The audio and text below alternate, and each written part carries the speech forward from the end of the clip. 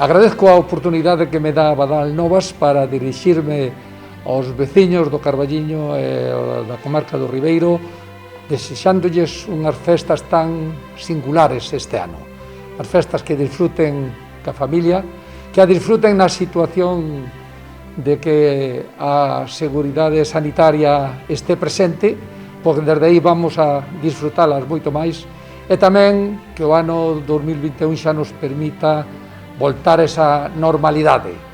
Dúas comarcas tan dinámicas como son Carballiño e Ribeiro merecen que ese futuro que eu estou convencido que despois da tempestade ven a calma, despois deste parón vai vir o acelerón. Por tanto, moitas felicidades na familia e cuidémonos todos.